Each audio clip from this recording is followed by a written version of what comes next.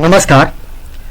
आज हम इस नोटिफिकेशन में देखेंगे कि पीएमएसएसबी और सेंट्रल सेक्टर स्कीम जो स्कॉलरशिप की अप्लाई ऑनलाइन होती है उसकी इम्पोर्टेंट नोटिफिकेशन आज हम देखेंगे और साथ में बात करेंगे कि पीएमएसएसबी और सेंट्रल सेक्टर स्कीम की अप्लाई ऑनलाइन कैसे करेंगे और इसमें क्या क्या बेनिफिट्स मिलेगी और इसकी क्वालिफिकेशन क्या मांगी जा रही है, और साथ में ये भी जानेंगे कि अप्लाई आवेदन करने की जो तिथि क्या रखी गई है।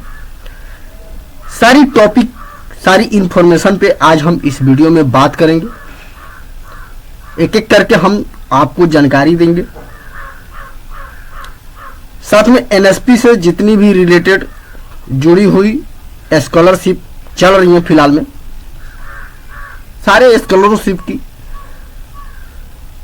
इंफॉर्मेशन कवर करने की हम कोशिश करेंगे और आपके तक पहुंचाएंगे। तो बने रहिए ऐसे ही वीडियो के अंत तक। और हमारे चैनल पर नए हैं तो चैनल को सब्सक्राइब करें और वीडियो पसंद आए तो वीडियो को लाइक करें और इसे ज़्यादा से ज़्यादा शेयर करें। तो चलिए शुरू करते हैं आज का ये वीडियो और आपको सारी इंफॉर्मेशन हम बताते हैं।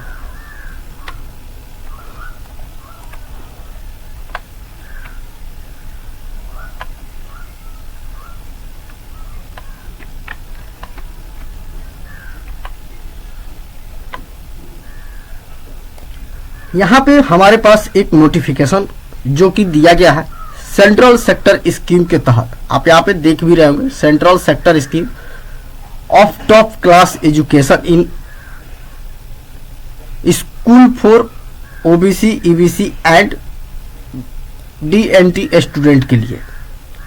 इसमें जो है कि पीएमएसएसबी और सेंट्रल सेक्टर स्कीम की सारी स्कॉलरशिप इसमें दी जाती है। इसमें आप देख भी रहे होंगे कि ऑब्जेक्टिव में भी बता दिया गया है। इसमें 9th क्लास से लेकर के 12वीं क्लास तक आपको स्कॉलरशिप प्रदान की जाती है। इसकी स्कोप एंड कवरेज की अगर हम बात करते हैं तो यहाँ पे देख रहे होंगे सेकंड नंबर पे दिया गया है स्कोप एंड कवरेज। इसमें बताया जा रहा है कि all the OBC and EBC and DNT जो स्टूडेंट होते हैं, स्टडी जो करते हैं टॉप क्लास के लिए, उनको इनकम के हिसाब से उनकी इनकम जो होती है एनुअल 2.5 लाख से कम अगर उनकी इनकम होती है तो उनको यहाँ पे स्कॉलरशिप प्रदान की जाती है। साथ में मॉड्यूलाइजेशन की अगर बात करें तो यहाँ पे देख रहे होंगे कि पासिंग 10th क्लास का भी बात किया जा रहा है और 12th क्लास की बात की जा रही है। ये 3 पेजों का नोटिफिकेशन है जो कि आप यहाँ पे एक एक चीज आप यहाँ से देख सकते हैं। इसमें जो स्कॉलरशिप प्रदान की जाती है इसे 75,000 से लेकर के 1,25,000 तक आपको रिक्वायर्ड हो सकता है कि आपको स्कॉलरशिप इसके बीच आपको मिल सके। इस सारी नोटिफिकेशन जो 3 पेज में बनाई गई है, ये सारी नोटिफिकेशन इंग्लिश में है। हम इसकी हिंदी वर्जन भी हमने इसको कन्वर्ट करके रखा हुआ है जिसमें हम आपको आसान तरीके से आसान भाषा में एक एक चीज़ आपको समझाएंगे कि क्या क्या चीज़ इसमें मांगी जा रही है और कैसे आप लोग अप्लाई ऑनलाइन कर पाएंगे। तो चलिए देखते हैं कि क्या मांगी जा रही है आपसे और क्या नहीं मांगी जा रही है। यहाँ पे देख रहे होंगे कि हमने बना रखा है कि पीएमएसएसबी स्कॉलरशिप 2026 9वीं से 12वीं के छात्रों के लिए 75,000 से 1.25 लाख तक स्कॉलरशिप पात्रता और आवेदन प्रक्रिया जाने फुल डिटेल्स हमने बना रखा है, जिसमें आप चाहे तो यहाँ से भी आप लोग सारा डिटेल्स इस जो नोटिफिकेशन हमने बना रखा है जो हमने तैयार कर रखा, इसमें आप लोग एक एक करके देख सकते हैं कि कैसे ये स्कॉलरशिप प्रदान करती है और इसमें कौन कौन लोग पात्रता होंगे, कौन कौन लोग एलिजिबिलिटी होंगे, इसके लिए भी हम जानेंगे। चलते हैं नीचे और नीचे की तरफ आगे बढ़ते हैं और आपको बताते हैं। देख रहे होंगे कि यहाँ पे पीएम यंग और स्कॉलरशिप एंड अवार्ड के जो पीएम एसएसबी के जो अप्लाई ऑनलाइन है वो भी इसमें आते हैं। साथ में ministry of judicial employ and government of India का भी स्कीम इसमें आ जाती हैं। साथ में स्कॉलरशिप की हमने बात की ऊपर में ही, जो 9th से 10th तक 75,000 रुपये वर्ष हो सकते हैं और क्लास 11 से 12th 1,25,000 हो सकते हैं। कुछ सीटें गर्ल्स यानी कि लड़कियों के लिए होती है, जो कि 30% लड़कियों के लिए आरक्षित सीट रखी जाती है, उनको भी स्कॉलरशिप प्रदान किए जाते हैं। अब इस नोटिफिकेशन में हम जानेंगे कि कैसे आप लोग अप्लाई ऑनलाइन कर पाएंगे और क्या क्या दस्तावेज आपको तैयार करना पड़ेगा। तो देखिए, आपको जो कि सबसे पहले रजिस्ट्रेशन की अगर हम बात कर ले तो ये फॉर्म आप लोग को एनएसपी के द्वारा फिलअप कराया जाता है, जिसमें आप लोग को कुछ मैक्सिमम स्कॉलरशिप पर ईयर भी इसमें हमने बता रखा है। यहाँ पे आप लोग देख सकते हैं, इसमें जो क्राइटेरिया डिटेल्स वगैरह होती है आप लोग यहाँ से एक एक करके चेकआउट कर सकते हैं। बात कर ले कि डॉक्यूमेंट की, कि कैसे आप लोग डॉक्यूमेंट अपना तैयार करवाएंगे, कैसे अप्लाई ऑनलाइन करते समय ये सारे डॉक्यूमेंट अपना लगाएंगे। तो देखिए, कुछ निम्न डॉक्यूमेंट है जो कि आप लोग यहाँ से देख सकते हैं कि अलग अलग एक एक चीज हमने बता रखा है। जैसे कि यहाँ पे देख रहे होंगे क्लास 9 to 10 के लिए चयन 8वीं के अंक पर किया जाता है। ठीक है, ये चीज होती है जो कि 8वीं क्लास की जो बहुत सारे लोग अप्लाई आवेदन किए रहते हैं एनएमएस की, उसके आधार पे भी की होती है और साथ में उनके परसेंटेज के हिसाब से भी यहाँ पे आकलन की जाती है। वहीं अब बात करें अगर 11th और 12th की, तो ये भी 10वीं बोर्ड के अंकों पे आधारित होती है। जो मैट्रिक में आपका अंक मिले रहते हैं उस पे ये सारे बेसिस होती हैं और उस पे ही आपका स्कॉलरशिप स्कीम चेक होता है कि क्या आप इसके एलिजिबिलिटी हैं या फिर नहीं है। तो जब भी आप अप्लाई कीजिएगा, आप अपना सारा डिटेल्स फिल कीजिएगा, तो आगे आपकी स्कीम जो आपके एलिजिबिलिटी के हिसाब से स्कीम होगी वो खुल करके आ जाएगी। बात करें हर एक राज्य में लड़कियों की, तो अलग अलग मेरिट लिस्ट बनती है लड़कियों के लिए हर एक स्टेट वाइज। ठीक है, कम से कम 30% स्कॉलरशिप लड़कियों के लिए भी आरक्षित रखी जाती है और स्कॉलरशिप का आवंटन ऑनलाइन पोर्टल के जरिए ही हो पाता है, जो कि एनएसपी के द्वारा हमने बता रखा कि एनएसपी के द्वारा आप लोग अप्लाई ऑनलाइन कर सकते हैं।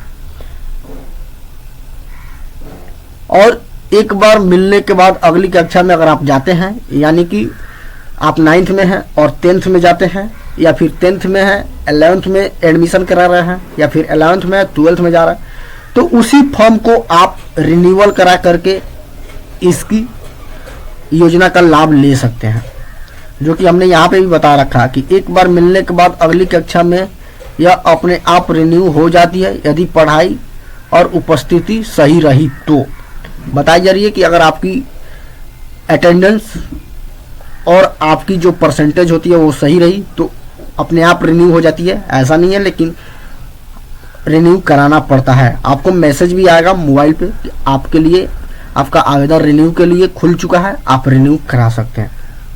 हाँ, आवेदन करते समय आप लोग को क्या क्या डॉक्यूमेंट तैयार करनी है यहाँ पे देख लेते हैं। यहाँ पे बहुत सारा चीज हमने बता रखा है। यहाँ पे भी देख रहे होंगे कि आवेदक विद्यार्थी का आधार और बैंक खाता पासबुक आधार कार्ड से सीडिट होना चाहिए, यानी कि आधार डीबीटी से लिंक होना चाहिए। नहीं होगा तो आप ये फॉर्म अप्लाई नहीं कर पाएंगे लेकिन आपका जो स्कॉलरशिप होगा आपको नहीं मिल पाएगा। पारिवारिक अगर आय की अगर बात करें तो 2.50 यानी कि 2.5 लाख से कम की होनी चाहिए। साथ में ओबीसी ईबीसी से अगर आते हैं तो आपके पास जाति प्रमाण पत्र भी होना चाहिए और पिछली कक्षा की मार्कशीट आपके पास होनी चाहिए, 8वीं या फिर 10वीं की। और उसके बाद से आप अप्लाई ऑनलाइन करेंगे तो आपको एक बोनाफाइड प्रमाण पत्र निकलेगा जिसको आप स्कूल या फिर कॉलेज से बनवा करके लाएंगे। और उसके बाद स्कूल या कॉलेज का आईडी प्रूफ भी आपको एक देना पड़ता है जो कि बोनाफाइड के आधार पे ही हो जाता है। पासपोर्ट साइज फोटो बता रखा है लेकिन पासपोर्ट साइज नहीं लगता है। एक मोबाइल नंबर और एक ईमेल आईडी आपसे मांगे जाएंगे। कैसे अप्लाई करना है इसके बारे में हम देख लेते हैं। सबसे पहले आपको एनएसपी ओटीआर रजिस्ट्रेशन करना है। ओटीआर करने के बाद आप लोग लॉगिन कर सकते हैं। तो चलिए डायरेक्टली हम एनएसपी के पोर्टल पे लेकर के चलते हैं और वहां पे आप लोग को ओटीआर करने का कुछ प्रक्रिया हम आपको समझा देते हैं। तो ये एनएसपी का ऑफिशियल साइट है। आप यहाँ पे आ करके इसको ओपन करके यहाँ पे सबसे पहले आप स्टूडेंट वाले पोर्टल पे क्लिक करेंगे। जैसे ही क्लिक करेंगे तो कुछ आपके सामने ऐसा इंटरफेस खुल करके आ जाएगा। आप देख सकते हैं यहाँ पे 3 सेक्शन बनाए रखे हैं जैसे कि ओटीआर लॉगिन और यहाँ पे देख रहे होंगे कि स्कॉलरशिप अप्लाई। तो आप हमको सबसे पहले ओटीआर रजिस्ट्रेशन करना है। तो कैसे करेंगे इसके बारे में हम देखते हैं। सबसे पहले ओटीआर करने के लिए आप यहाँ पे लॉगिन वाले बटन पे क्लिक करेंगे। इस पे क्लिक करेंगे तो कुछ आपके सामने ऐसा इंटरफेस खुल करके आ जाएगा। जैसे इसमें बोला जाएगा कि आप ऑलरेडी रजिस्ट्रेशन कर रखे हैं, ओटीआर हो चुका है तो आप यहाँ से लॉगिन कर सकते हैं। अन्यथा ओटीआर करने के लिए कुछ जानकारियाँ इसमें बताई जा रही हैं कि क्या क्या आपके पास होनी चाहिए। उसके बाद ये सारे चीज़ पढ़ने के बाद आपको इस पर टिक करनी है और टिक करने के बाद यहाँ से नेक्स्ट करना। नेक्स्ट करेंगे तो आपसे यहाँ पे एक मोबाइल नंबर पूछा जा रहा है। जो आपके पास मोबाइल नंबर उपलब्ध हो यहाँ पे डालें और गेट ओटीपी करने के बाद यहाँ पे ओटीपी फिलअप करें और कैप्चा को फिलअप करने के बाद यहाँ से वेरीफाई करें।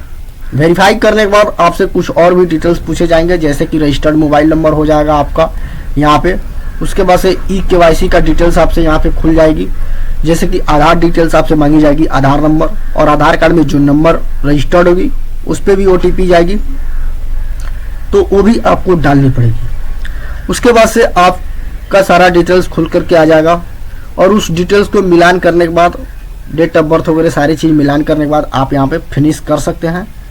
फिनिश करने के बाद आपसे एक रेफरेंस नंबर दिया जाएगा। उस रेफरेंस नंबर से आप अपने मोबाइल में ओटीआर एनएसपी ओटीआर का जो एक ऐप आता है उसको डाउनलोड करेंगे, वहाँ पे फेस केवाईसी करेंगे। उसके बाद आपको एक ओटीआर नंबर दे दिया जाएगा। तो ये सारी चीज़ एनएसपी के ओटीआर करने की प्रक्रिया है। और भी आपको कोई जानकारी लेनी है कि एनएसपी पे फिलहाल में कौन कौन सी स्कॉलरशिप चल रही हैं तो आपको कुछ नहीं करना है। सबसे पहले आप लोग को ये जो 3 डॉट दिख रहा है इस पर क्लिक करना है। इस पर क्लिक करने के बाद आप यहाँ पे देख रहे होंगे स्कीम ऑन एनएसपी, ठीक है। इस पर क्लिक करेंगे। इस पर क्लिक करने के बाद ये सारा चीज़ खुल करके आ जाएगा। आप यहाँ से एक एक करके क्लिक करेंगे तो यहाँ पे सारी चीज़ बता दी जाएगी कौन कौन सी स्कीम खुली हुई है, कौन कौन डेट रखी गई है वेरीफाई करने की, अप्लाई ऑनलाइन करने की, डिफेक्टिव की, सारा चीज़ यहाँ पे एक एक करके बता दिए जाते हैं। जैसे कि अभी हम यूजीसी की खोल रहे हैं तो यूजीसी में भी कोई आवेदन नहीं ओपन है, यहाँ पे देख सकते हैं। साथ में बात करें डिपार्टमेंट ऑफ सोशल जस्टिस की तो यहाँ पे पीएमएसएसबी की और सेंट्रल सेक्टर की स्कीम ओपन हो चुकी है। ये अप्लाई ऑनलाइन 1/6 से स्टार्ट है और 31/10/2026 यानी कि 31 अक्टूबर तक अप्लाई ऑनलाइन कर सकते हैं। उसके बाद वेरिफिकेशन की अगर बात करें इशूड के द्वारा तो ये 15/11 तक वेरिफिकेशन का डेट है। इसी के बीच आप लोग डिफेक्टिव अगर किसी प्रकार से आवेदन में कोई गलती हो जाती है तो सुधार करने का मौका आप लोग को 15/11 तक मिल सकता है। तो ये सारी इंफॉर्मेशन थी एनएसपी से रिलेटेड, पीएम एसएसबी स्कॉलरशिप से रिलेटेड, सेंट्रल सेक्टर स्कीम से रिलेटेड। जो भी अभ्यर्थी इच्छुक हैं, जो भी अभ्यर्थी एलिजिबिलिटी है, जिनका भी परसेंटेज अच्छा आया हुआ है, वो अपना आवेदन यहाँ पे कर सकते हैं। हम एक और एनएसपी के बारे में और एक और जो बिहार बोर्ड से मेरिट लिस्ट जारी की जाती है सेंट्रल सेक्टर स्कीम की, उसके बारे में भी हम आगे एक वीडियो बनाएंगे जिसमें सारी चीज़ें हम एक एक करके बताएंगे कि उसमें कौन कौन से अभ्यर्थी अप्लाई ऑनलाइन कर सकते हैं। तो उम्मीद है कि ये वीडियो आप लोग को अच्छा लगेगा, और वीडियो अच्छा लगे तो वीडियो को लाइक करें और वीडियो को ज़्यादा से ज़्यादा शेयर करें। तो मिलते हैं किसी और नई वीडियो में, तब तक के लिए बाय बाय।